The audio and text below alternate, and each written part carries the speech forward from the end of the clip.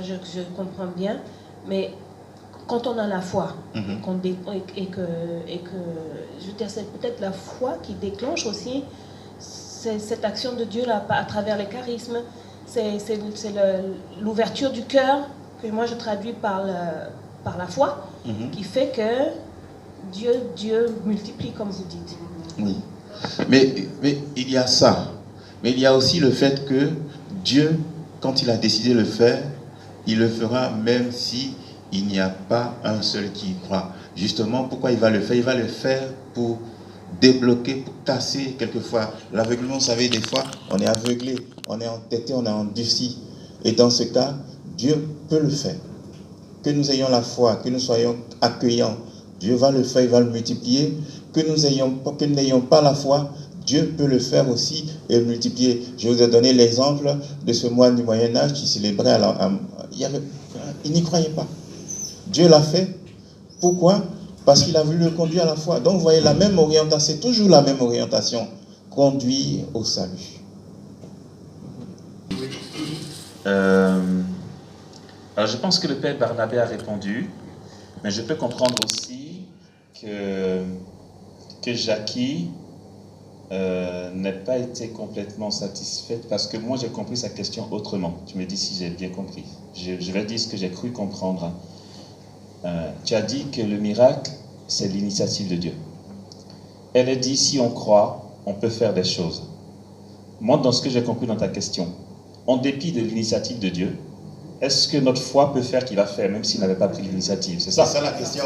Ah, voilà. Ah oui, d'accord. C'est ça? Oui. Sachez que Dieu veut toujours sauver les hommes. Dieu veut toujours. Et l'attitude que nous avons, eh bien, comme je l'ai dit, peut faire précipiter. Vous voyez, par exemple, dans l'évangile de Jean au chapitre 2, c'est les noces de Cana. Vous voyez ce qui se passe entre Jésus et Marie. Et qu'est-ce qui précipite le miracle que Jésus va faire? C'est l'attitude d'accueil et de confiance de Marie. Donc, c'est une attitude d'accueil qui peut précipiter, comme je le disais, mais même si, et ça c'est très important de comprendre, même s'il n'y a pas cette attitude d'accueil, si Dieu a décidé de le faire, il le fera. L'attitude d'accueil va précipiter, va multiplier, va déployer, et tant mieux, mais cela aussi peut arriver parce que Dieu a décidé qu'il va le faire. Il est plus fort que nos endurcissements, que nos lâchetés, que nos égarements, il est plus fort que cela. Voilà. Et si tu permets. Oui, vas-y. Alors, je pense que ta question rejoint celle de la sœur qui est devant aussi. Je n'ai pas retenu le prénom. Maggie, d'accord, Maggie. Le truc, c'est qu'en fait, ce que vous avez posé comme préoccupation n'existe pas. Dans le sens où vous l'avez exprimé. Je vais dire pourquoi je dis ça. Jésus dit, si vous avez la foi, vous feriez des miracles. Mais en réalité, soit c'est mal traduit, soit on comprend mal. Parce qu'en fait, non. C'est pas possible. Je rejoins le père Barnabé dans son exposé en disant que le miracle est l'initiative de Dieu. Pourquoi je dis ça? C'est que on n'a rien à prouver à Dieu. Quand on dit, si j'ai la foi, Dieu va faire, on entend, je vais décider qu'il fasse, je vais tellement y croire qu'il va le faire. En fait, non. Ça n'existe pas, ça.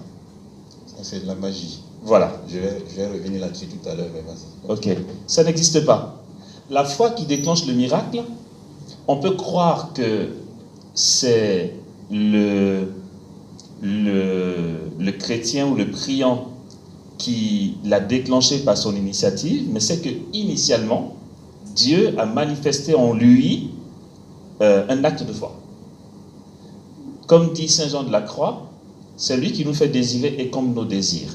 La foi, c'est la ferme assurance des réalités que l'on ne voit pas. Humainement parlant, dans l'ordre naturel des choses, ce n'est pas possible. C'est une intervention du surnaturel en nous. C'est une transcendance. La foi, ce n'est pas, je décide que je vais avoir une Ferrari rouge demain matin. Je vais vous prouver que j'ai la foi. La Ferrari viendra, même si Dieu ne voulait pas. C'est pas ça. C'est pas ça. Sinon, on en parlait dans un autre enseignement. Marie n'aurait pas été prise comme modèle de foi. On ne voit pas Marie faire une prière pour prouver qu'elle a la foi et que Dieu va faire, en dehors de noces de Cana, où c'était plus un élan de compassion qui entrait dans le mouvement même de ce que Dieu voulait.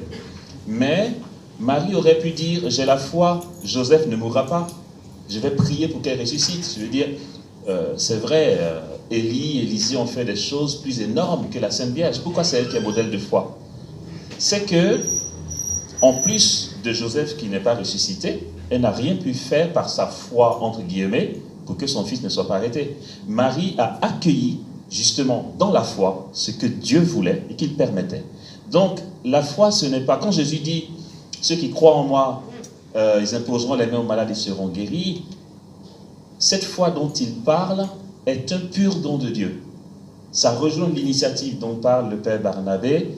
Ça n'est pas dans le sens où je vais faire que Dieu va faire. En fait, quand tu as cru et qu'il a fait, c'est qu'il voulait que tu crois et qu'il le fasse. Je ne sais pas si j'ai été clair. Et en me tournant vers le théologien, je ne sais pas si je n'ai pas dit de bêtises. Non, c'est bon. Je voulais juste, pendant qu'il parlait, il faut faire attention pour ne pas tomber dans une foi magique. On ne manipule pas Dieu. On n'oblige pas Dieu à faire des choses.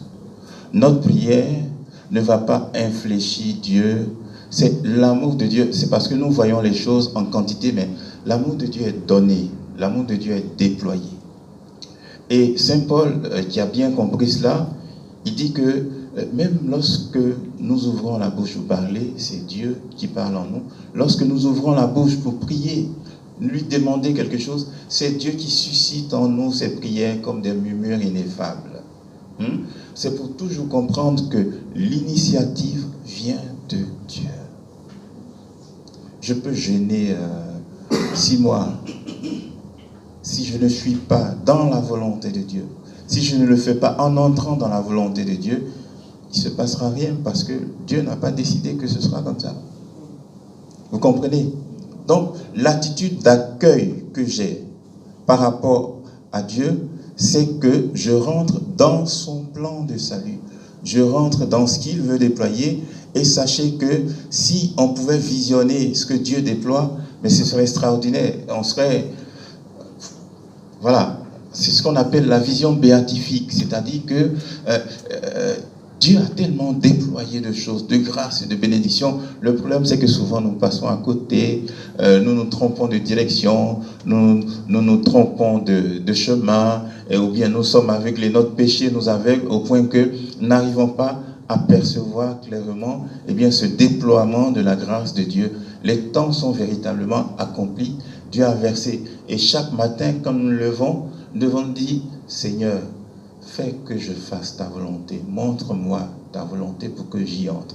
Et du moment où on arrive à comprendre un peu ce que Dieu veut faire avec nous, on arrive à se donner la disponibilité d'entrer dans ce que Dieu veut faire avec nous, il se précipite. Voilà, j'aime beaucoup ce mot. La foi, le miracle atteste ce que Dieu a dit. Et si vous avez dit que Dieu permet le miracle pour le salut de l'homme, je voulais savoir, pour un individu X qui bénéficie du miracle de Dieu, est-ce que cela garantit son salut? Entre sainteté et salut, c'est ça? Est-ce que quelqu'un qui fait des miracles, est-ce que ça veut dire qu'il est saint? C'est ça? Quelqu'un qui a bénéficié d'un miracle. Quelqu'un qui a bénéficié d'un miracle. Est-ce que le cas de Bartimée, est-ce que Bartimée, parce que Jésus a rendu la vue? Voilà. La sainteté d'une personne, c'est un chemin. Quelquefois, le miracle est un début. Parce que vous vous souvenez, Jésus dit, va et ne pêche plus. Elle dit, si tu pêches là, donc, le miracle peut être un début, ou il peut être à une étape donnée que Dieu lui-même a discerné et qu'il a senti que c'est important, qui donne le miracle pour booster ou pour catalyser quelque chose, pour catalyser une autre étape de la vie spirituelle. Donc, ça peut jalonner notre vie comme ça peut être au départ, comme ça peut être au milieu ou à la fin. Voilà. Mais la sainteté est un chemin. C'est une longue et douloureuse des fois, et joyeuse aussi, maturation. Chaque jour, nous prenons notre croix, nous mettons la suite du Christ, nous renonçons, nous grandissons, nous faisons des sacrifices, nous recevons, nous nous déployons. C'est un chemin, c'est un long chemin, la sainteté. Donc c'est jamais automatique. Je ne sais pas si j'ai répondu à votre question. Très souvent on répond bien à une question comme quoi la personne est. Ah bon? Voilà. Ok, moi ça s'appelle Marie. En fait, ma question c'était sur la foi. Parce que dans la Bible, chaque fois. Le micro n'est pas allumé, on dirait. Vous poussez vers le haut. C'est fait. Voilà, je vous entends. Merci. En fait, dans la Bible, Jésus disait chaque fois, ta foi t'a sauvé. Et tout à l'heure, quand vous avez parlé de foi, j'avais levé ma main avant que je ne sache que c'est par pure grâce et que c'est lui-même qui nous donne cette disponibilité encore d'aller vers lui et de nous dire que la foi nous a sauvés. Puisque vous avez dit que la foi, c'était pour... Enfin, les miracles, c'était pour accroître un peu notre foi. Or, dans la Bible, ou bien pour que nous ayons la foi. Or, dans la Bible, chaque fois que quelqu'un venait, enfin, certaines personnes sont venues vers lui, leur disaient, ta foi t'a sauvé. Donc, en fait, j'avais un petit souci quand vous avez dit que les miracles, c'était pour que nous ayons la foi. Or, je pensais que quand il disait ta foi t'a sauvé, ces personnes-là, c'est parce qu'elles avaient la foi qu'elles étaient sauvées. Mais à travers ce que vous avez dit tous deux, je comprends maintenant que c'est cette disponibilité qui nous donne de venir vers lui et ensuite nous dire que notre foi nous a sauvés. Donc là encore, c'est ma question. Est-ce qu'il nous dit pour que nous puissions grandir dans la foi ou bien? Parce qu'il nous donne cette disponibilité et pourtant, il nous dit que ta foi t'a sauvé. Donc, cette foi t'a sauvé qu'il nous dit, c'est dans le sens d'accroître notre foi. Comprenez que avec la personne, il y a la parole qui est adressée. Je ne sais pas quel miracle on pourrait prendre.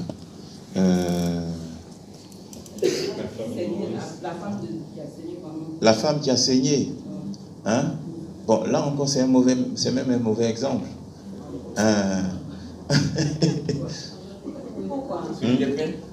Comment? Bon, c'est même un mauvais exemple pour ce que je voulais dire. Bon, par exemple, celui qui est comment?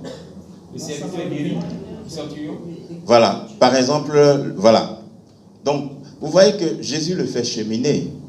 Il chemine. Il est un païen, il appartient au monde des païens. Et sachez qu'à l'époque, les Romains n'avaient pas à fraterniser avec les peuples qui étaient gouvernés et surtout pas s'abaisser sous un des membres, que ce soit un rabbin ou je ne sais pas qui, un des membres du peuple qui est dominé, parce que c'est très politique. Voilà, quand tu es dominateur, tu ne vas pas te prosterner. Donc, il ne pouvait pas venir chez le Seigneur en tant que grand rabbin et se prosterner, lui dit. Donc, il envoie des gens. Il envoie son fan club, ce sont d'autres juifs, parce que bon, il leur a construit la synagogue et tout. Donc, il envoie des gens pour aller dire à Jésus, mais est-ce que tu ne peux pas intervenir pour mon serviteur? Donc, première chose, il s'abaisse. Pendant que Jésus s'en va, il envoie encore des gens aller lui dire, je ne suis pas digne que tu entres sous mon toit. Quand un centurion romain, c'est-à-dire un commandant de l'armée romaine, ose dire cela, ça veut dire qu'il est dans une attitude qui est complètement haute, c'est-à-dire qu'il a cassé les murs qui existaient, qu'il est entré dans une attitude comme si, eh bien, il avait la foi. Je dis comme si, parce que la Bible ne dit pas, mais pour l'instant, il entre dans une attitude en disant, je ne suis pas digne que tu entres sous mon toit. Qu'est-ce que ça signifie? Ça signifie qu'il se reconnaît pécheur. Pourquoi? Parce que normalement, en tant que Romain, il ne devait pas dire ça. C'est lui qui devait débarquer chez Jésus, lui ordonner, eh bien, tu viens voir mon gars. hein, mais il lui dit, je ne suis pas digne que tu entres sous mon toit, je ne suis pas digne que tu viennes sous mon toit. Et donc, ça veut dire que cela suppose une certaine foi. Donc, vous voyez le cheminement de cette personne. Et dans la plupart des miracles, il y a toujours un cheminement. Une parole qui est donnée, et comme la femme qui vient, une cananéenne qui vient voir Jésus, qui dit, bon, voilà, guéris-moi. Jésus dit, mais je suis venu aux enfants d'Israël. Hein, on ne donne pas la nourriture des enfants aux petits chiens. Et qu'est-ce qu'elle réplique? Même les chiens mangent ce qui tombe là. Et donc Jésus dit, mais ta foi t'a sauvé. Donc vous voyez qu'il y a toujours un cheminement dans les miracles. Toujours un cheminement. Qu'est-ce que cela suppose? Il y a un avant et un après. Et en général, après, il y a reconnaissance du Seigneur, de Jésus comme Seigneur et Sauveur, comme Messie, comme celui en qui habite la bénédiction de Dieu. Et donc, c'est ce cheminement-là que Jésus conclut en disant, ta foi t'a sauvé. Maintenant, est-ce que c'est le salut grand A, grand S, ou bien est-ce que c'est le salut à travers la difficulté qui était vécue là? On pourrait dire les deux, parce que justement, eh bien, après avoir expérimenté cela, la personne entre dans l'histoire du salut, la personne accueille la parole de Dieu, et d'ailleurs, dans l'évangile de Jean, le fait d'entendre cette parole de Dieu, de l'accueillir, on est déjà sauvé. Ce qui n'est pas pareil chez Matthieu ou bien chez Luc. Voilà. Je ne sais pas si j'ai répondu à votre question. Super. Bonsoir à tous. Moi, c'est Viviane Amoussou. Je peux m'asseoir pour ma question? Voilà, c'est gentil. Bon, j'ai une préoccupation. Aujourd'hui, on a beaucoup d'âmes désespérées. Quand je dis désespérées, chacun a ses problèmes, tout ça. Et on a recours à Dieu. Ma préoccupation, c'est quoi? Comment identifier les miracles venant de Dieu, Père, Fils et Esprit Saint, et d'autres dieux? Je reviens sur le fait que vous avez dit que le miracle pris dans un contexte religieux est fiable. Mais de nos jours, il y a des confessions religieuses qui utilisent le nom de Dieu pour faire des miracles, pour avoir beaucoup de brebis et en griffes, utiliser la fragilité spirituelle de ces personnes pour s'enrichir et prendre de la puissance avec le nom de Dieu. Donc, pour un chrétien, quelle que soit la confession religieuse, comment identifier le miracle venant de Dieu? Moi, j'ai ma confession catholique. Je crois en Dieu le Père, Fils et Esprit Saint et d'autres dieux. En parenthèse, il y a certaines personnes, par rapport à leur confession, qui disent « Si tu as tel problème, viens dans mon église et tu auras ce miracle. » Mon expérience, je l'ai vécue. J'ai une amie même qui m'a invitée dans son église. Je l'ai fait. Je lui ai dit non, c'est pas moi, je suis ouverte à toute religion, mais fidèle à ma religion. Et il y a eu une étape où on imposait les mains avec l'huile sainte. Je lui ai dit, je ne vais pas participer à cela parce que j'ai été baptisée et confirmée. J'ai déjà reçu l'onction. Donc, vraiment, je peux être avec toi, mais ça, cette partie, tu m'excuses. Elle m'a dit, non, il n'y a pas de problème. J'ai dit oui, parce que je respecte ma religion. Donc, je reviens. Non, les femmes, elles ont tel problème, les hommes aussi. Bon, on connaît les problèmes standards. Hein.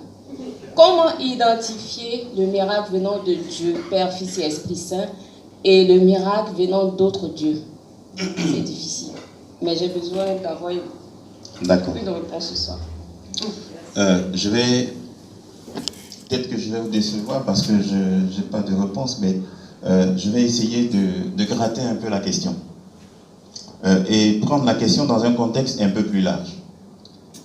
C'est clair qu'aujourd'hui, il y a une escroquerie spirituelle qui se déploie, mais c'est vrai qu'à Abidjan, bon, si vous allez dans d'autres pays d'Afrique, arrivez par exemple à Kinshasa, quelque chose va vous frapper.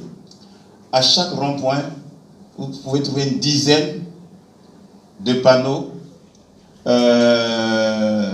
Problème pour l'accouchement, pasteur, tant numéro de téléphone. Hein? libération des esprits de nuit ou bien des maris de nuit, numéro de téléphone et ainsi de suite. Bon, ça c'est des panneaux. Il y a aussi des rabatteurs qui disent, viens s'aimer dans mon église, le Seigneur, tu vas récolter, ou bien viens ci, viens ça. Ça c'est les rabatteurs. Ils sont même sur Internet. Hein? Pour certains sites ivoiriens ou africains que vous connaissez, on met un sujet, le journaliste traite d'un sujet, et puis dans le forum, on voit un truc qui n'a rien à voir, on parle d'un pasteur qui dit, mais ça n'a rien à voir avec le sujet. Il faut savoir reconnaître les rabatteurs. Bon, donc il y a un contexte d'escroquerie, je le dis, hein, je le dis, voilà, je n'ai pas besoin de dire de nom, mais il y a un contexte d'escroquerie qui est doublé par le culte de la personnalité. Je vous donne un petit témoignage. On était en Afrique centrale, je ne vous dis pas quel pays. Le pasteur, quand il priait pour les personnes tombaient, il faisait sa main comme ça, les gens tombaient. Bon, comme nous on aime tomber. Donc l'église était remplie là-bas. La femme de ménage qui faisait le ménage, d'abord, vous savez comment ça se passe, on commence à murmurer en petit groupe. Hein? Oui, mais le pasteur là, c'est tellement puissant, hein, parce que même son bureau là, même quand il n'est pas là, tu tombes dans le repos. Bon. Mais il se trouvait que c'était pas tout à fait ça, c'était une espèce de poudre, je ne sais pas quoi. Voilà, et donc cette dame a été exposée à cela dans le bureau, comme certains étaient exposés à cela dans les assemblées de prière. Bon, ça c'était une poudre gentille. Mais il y a pire encore, il y en a qui vont chez des marabouts pour aller chercher des choses pour venir animer les assemblées de prière. Donc, contre ce genre de situation, à première vue, on ne peut rien. Mais c'est le temps qui permet de discerner. L'Église dit que ce n'est pas les fruits de l'arbre, hein, c'est le Christ qui le dit, ce n'est pas les fruits de l'arbre qu'on sait de quel arbre il s'agit. Donc, des fois, à première vue, on ne peut pas. Il ne faut pas savoir, quelqu'un qui prie, qui invoque Jésus, et puis il y a des guérisons. Quel moyen on a, hein, humainement, pour dire que ça ne vient pas du Seigneur? On n'en a pas a priori. Sauf si le Seigneur vient à notre secours. Hein? Je vous donne un témoignage. Il y a quelques années, on priait avec une jeune dame qui donnait des paroles et tout. On était en noyau. Et puis, quelqu'un du noyau recevait, mais ça ne vient pas de moi. Ça ne vient pas de moi. Ça ne vient pas de moi. Bon, on a pris la jeune femme de côté. Bon, on s'est rendu compte qu'elle avait fricoté un peu avec les branamistes avant d'arriver chez nous. Et donc, Dieu, quelquefois, intervient via notre secours en donnant des moyens de discernement. C'est ce qu'on appelle le discernement surnaturel. Sachez qu'il y a deux grandes voies de discernement. Il y a la voie naturelle qu'on appelle l'art de discerner, c'est-à-dire les éléments de la révélation, l'enseignement de l'Église, notre expérience de vie, notre sagesse nous permet de nous servir de tout ça. C'est ce que Jésus a dit. Vous discernez les signes des temps en regardant, vous savez qu'il va pleuvoir, ainsi de suite. Donc ça c'est le premier, la voie ordinaire. Et puis la voie extraordinaire où le Seigneur sait que nous ne pouvons pas savoir ce qui se passe, nous ne pouvons pas détecter l'origine de ce qui se passe. Il vient à notre secours en donnant sa lumière par la voie charismatique et il nous dit, eh bien ça ne vient pas de moi, comme le témoignage que je viens de vous donner. Donc, a priori, on ne peut pas, hein, au départ, savoir de quoi il s'agit simplement. Voilà pourquoi l'Église demande qu'on soit prudent. Hein? Parce que le miracle n'est qu'un signe, comme je l'ai dit. C'est un signe qui renvoie à quelque chose. Et c'est surtout ce quelque chose qui doit provoquer notre engouement. Malheureusement, c'est le signe qui provoque l'engouement. Tout à l'heure, j'ai pris l'exemple du panneau. Hein? Si quelqu'un décide de venir à la galerie Amos, qui reste devant le panneau là-bas, il ne verra pas ces beaux tableaux. Il restera devant le signe indicateur. Il ne verra pas ces beaux tableaux. Mais il faut qu'il vienne, qu'il entre. Alors, il verra ce que le signe, le panneau a indiqué. Dans ce cas, eh bien, il aura atteint son but. Mais si on en reste au signe, voilà pourquoi il faut faire attention. Il faut faire attention de ne pas se faire avoir. Hein? Je ne sais sais pas si j'ai répondu à votre question en partie, à moitié, je sais pas. Super. Ça va? Merci. Je voulais savoir, est-ce que c'est juste de penser ou de croire qu'il y a des degrés de miracle? Je pose la question parce que j'ai souvent entendu dire le souffle de vie que nous avons. Le matin, quand je me réveille, c'est un miracle de Dieu. Est-ce que c'est un miracle de Dieu ou c'est la grâce de Dieu? Est-ce que vous pouvez nous dire un peu la différence entre la grâce et le miracle? Parce que quelqu'un qui a vécu un miracle, est-ce que vous parlez aussi de la grâce de Dieu? Mais le miracle est aussi une grâce. Le miracle est inclus dans le grand ensemble. Le miracle est inclus dans le grand ensemble qu'on appelle grâce. Mais j'ai donné la définition du miracle tout à l'heure. Ah voilà. Donc, est-ce que c'est un fait insolite, le fait que je respire ce matin? Est-ce que c'est insolite? Est-ce qu'on peut classer, en fonction de la définition que j'ai donnée, est-ce qu'on peut classer cela dans le miracle? Techniquement, non. Mais quand on parle de spiritualité, c'est autre chose. C'est-à-dire que je suis reconnaissant à Dieu, alors je dis que c'est un miracle. On peut dire que c'est un abus de langage, je dis ça. Hein? Mais techniquement, on ne peut pas le classer dans le miracle. Sauf si la personne est morte, ne pouvait pas. Il y en a qui disent, par exemple, le fait de dormir, c'est une mort. Et que chaque matin, on ressuscite. Bon, c'est gentil, c'est vrai. Mais bon, théologiquement ou même techniquement, c'est difficilement défendable. Mais bon, ça peut, si ça aide à vivre quelque chose spirituellement, c'est bien. Mais bon, donc sachez qu'il y a beaucoup de choses qu'on dit, mais qui ne sont pas forcément théologiquement ajustées. Je ne sais pas si j'ai répondu à votre question. C'est bon. Une question. À deux volets. À entendre ce que tu as dit,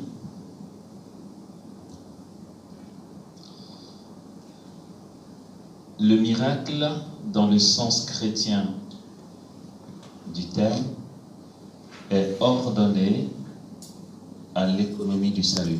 Enfin, l'économie du salut, c'est... Comment je peux dire ça? Dieu qui se révèle pour sauver l'homme. Dieu qui se révèle pour sauver l'homme. Donc, le miracle est ordonné à l'économie du salut. Ok. Donc, ma question a deux volets. Si l'homme n'avait pas péché, le mot miracle n'existerait pas. Est-ce vrai? Primo. Secondo,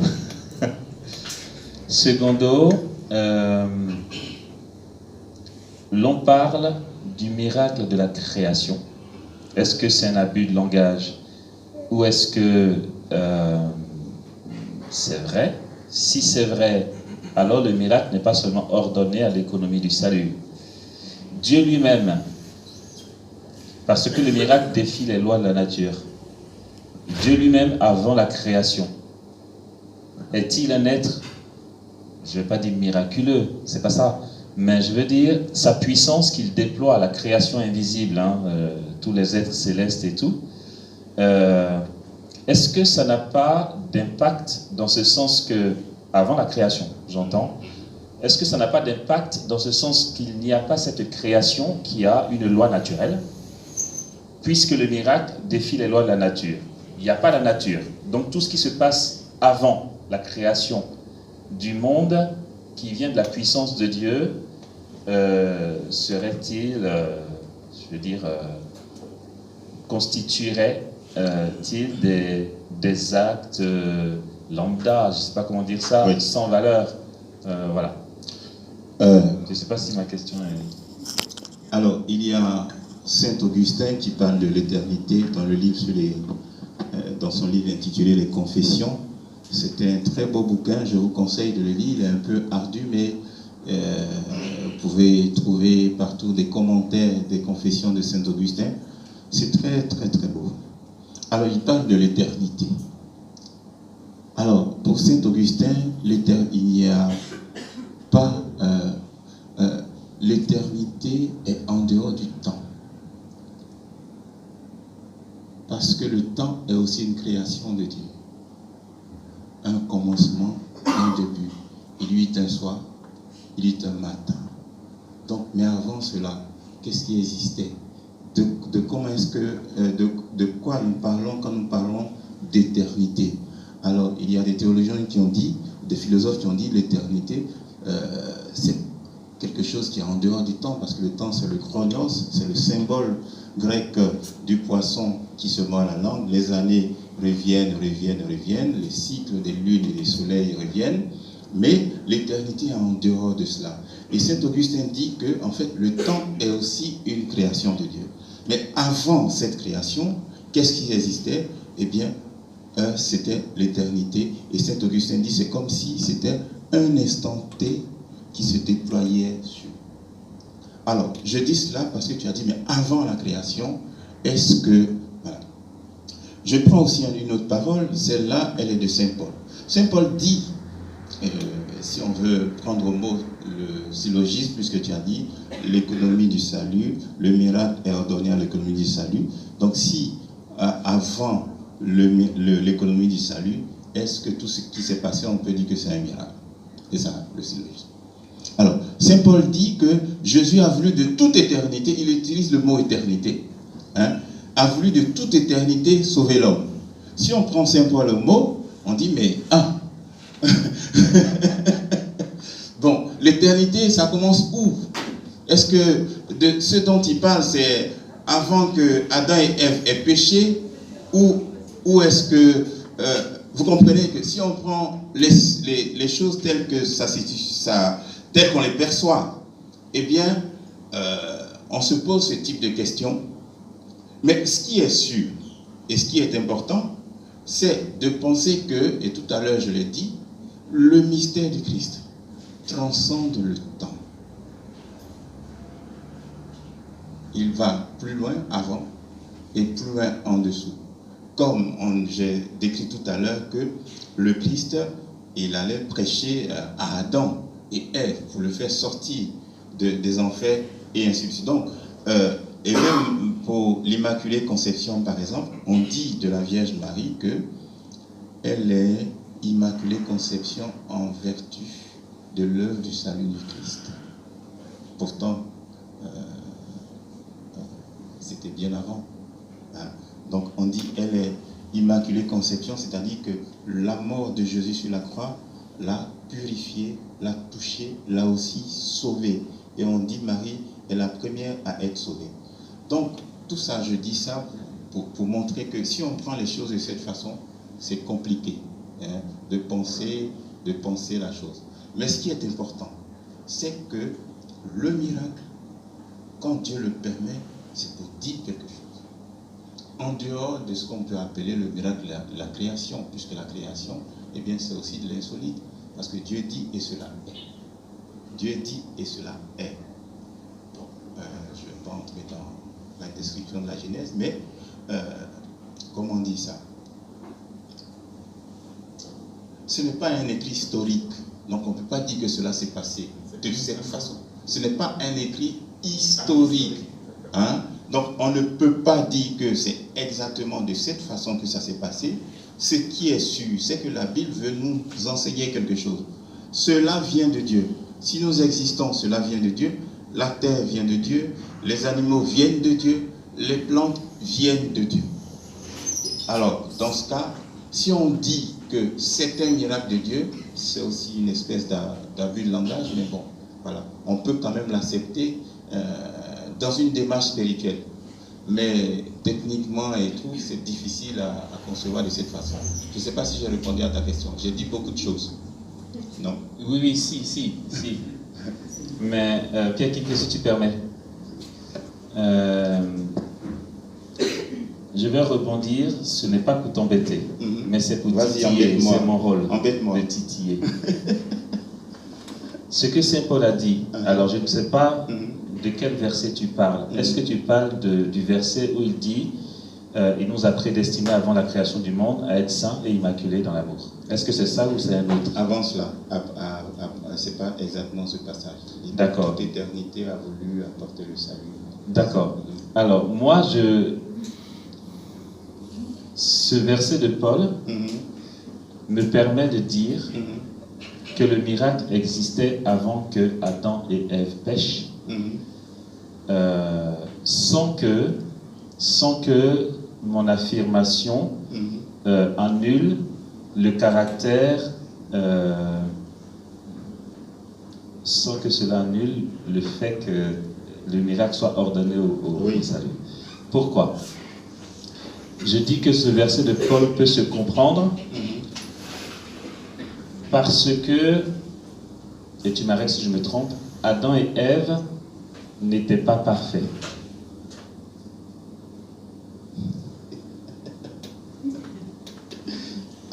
Je vais dire pourquoi je dis ça. Oui, vas-y. Adam et Ève n'étaient pas parfaits.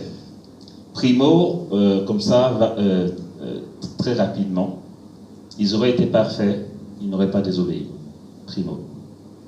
Secondo, c'est selon ce que dit le catéchisme de l'Église catholique. Dieu a créé le monde pas dans son état de perfection, mais en voie de perfection, comportant en elle, donc la création, les germes de la perfection. Pour dire ça à l'envers, ça veut dire que Dieu a créé tout ça pour que ça se perfectionne. Mais non pas en laissant la création se débrouiller pour parvenir à la perfection. Ça va se perfectionner parce qu'il sait qu'il y a mis les germes de la perfection, et c'est de là que vient l'expression de la liberté de l'homme qui est appelé à adhérer à cette perfection-là pour qu'elle aboutisse. À ce titre-là, si l'on parle en termes de parcours vers la perfection, Dieu avait conscience, d'après saint Thomas d'Aquin, que l'homme avait la possibilité de choisir le mal comme le bien. Il le savait. Je ne sais pas si c'est compliqué ce que je dis. Non. Il le savait. Et donc, avec cette possibilité de choisir le mal ou le bien, l'homme, ou du moins le Christ, bien sûr, je peux comprendre qu'il ait eu, avant la chute d'Adam et Ève, un plan de salut pour l'homme capable de choisir le mal, éventuellement. Bon, c'est compliqué, non? C'est pas compliqué? Je sais pas comment on dit ça simplement.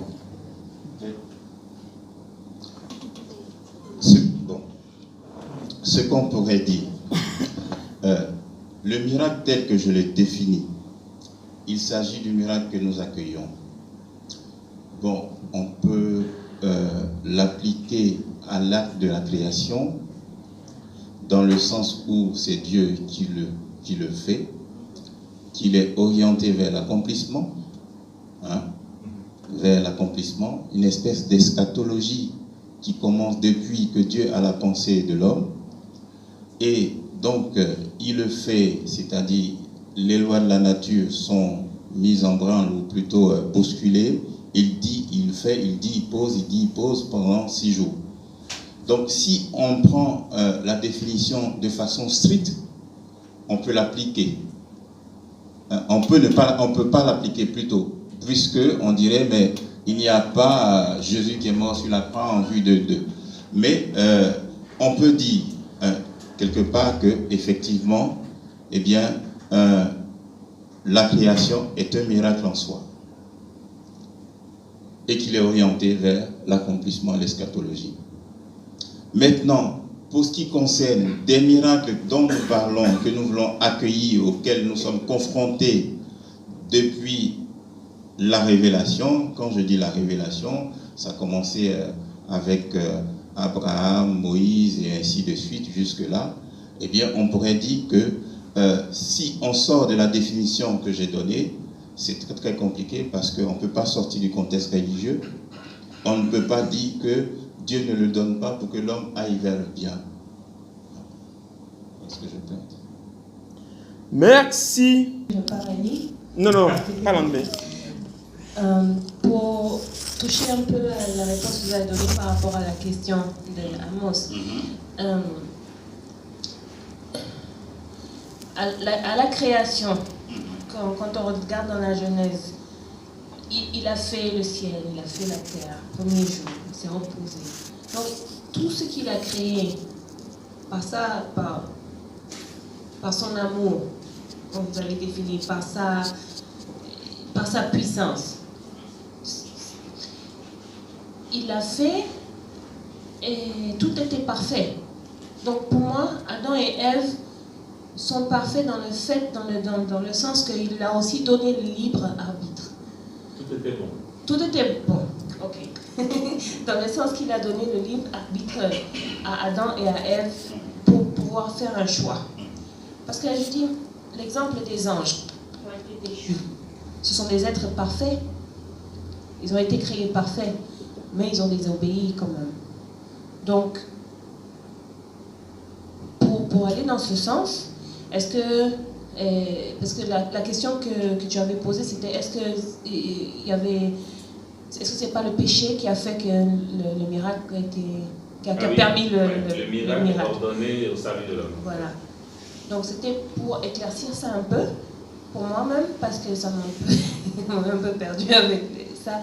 Mais si l'homme était bon, il a créé l'homme, Adam et Ève, c'était bon.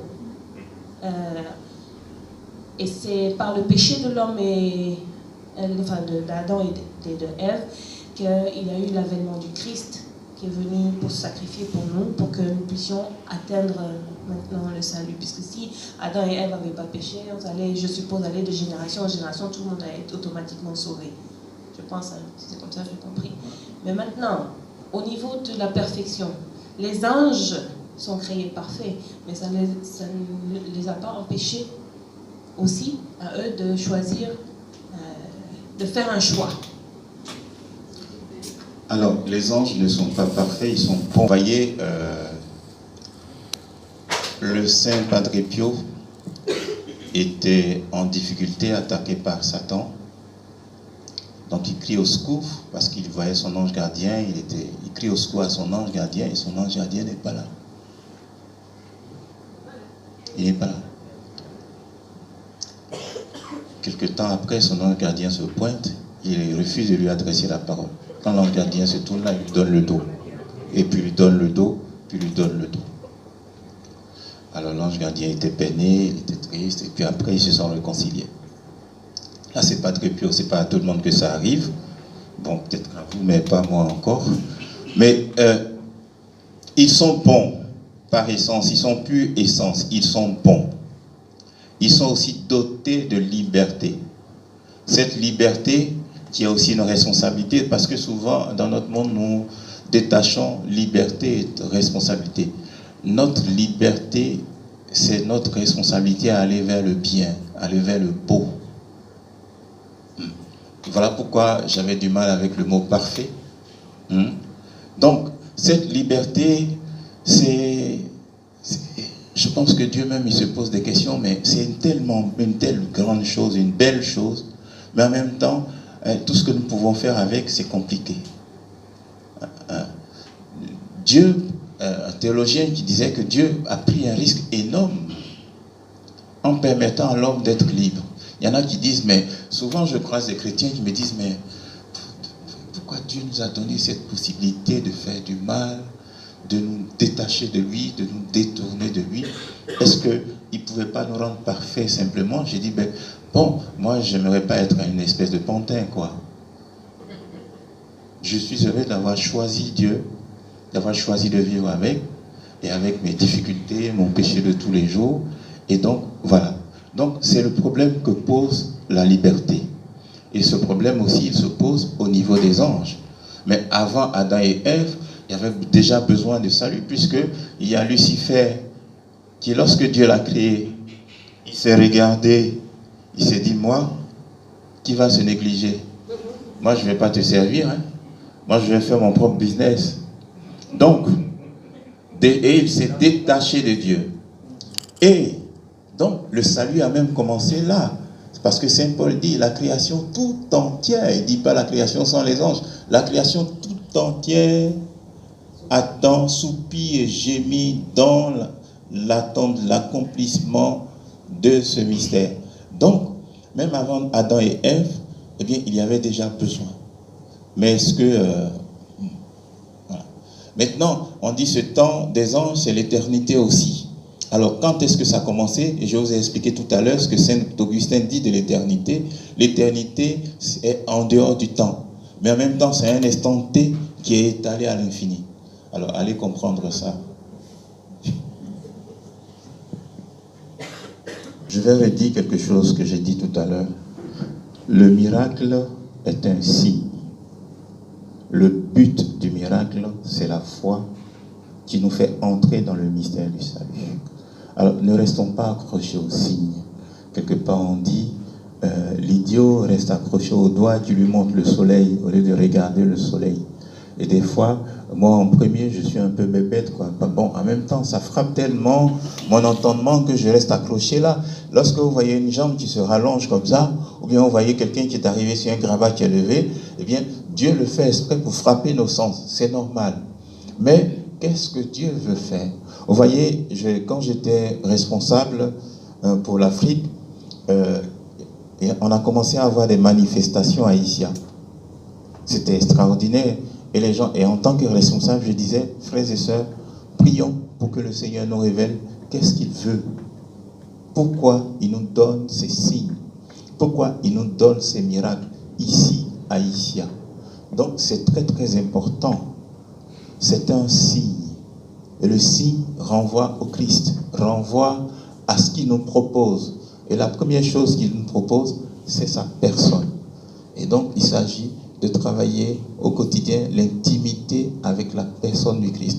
Et ce qui est assez intéressant, c'est comme l'appétit vient en mangeant, plus on gagne en intimité avec lui, et plus il déploie et il précipite ses grâces, ses bénédictions et ses miracles.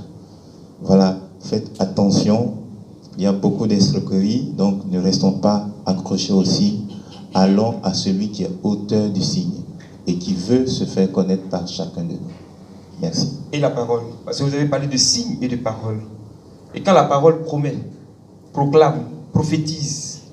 Mais j'ai dit tout à l'heure que la parole, le signe venait attester le royaume qui est annoncé. Il donnait comme une espèce de cachet. On a l'exemple de Moïse, on a l'exemple de Jésus lui-même, on a l'exemple des prophètes aussi. Donc, la parole doit être proclamée, elle doit être donnée dans la foi. Et le Seigneur sait qu'il a besoin de confirmer. Et il sait quand il a besoin de confirmer, et il sait quand il n'a pas besoin de confirmer. Et donc, c'est toujours à lui que revient l'initiative. Et ça va ensemble. Parole et acte, c'est la création. Parole et acte, et c'est Jésus pareil, toujours. Parole et acte, ça va ensemble.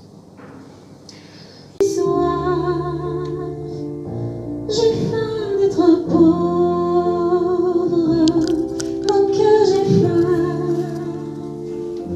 J'ai soif d'être pauvre.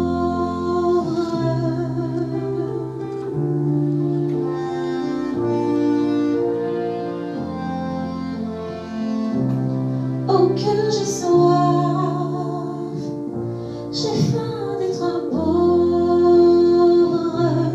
Au cœur j'ai faim.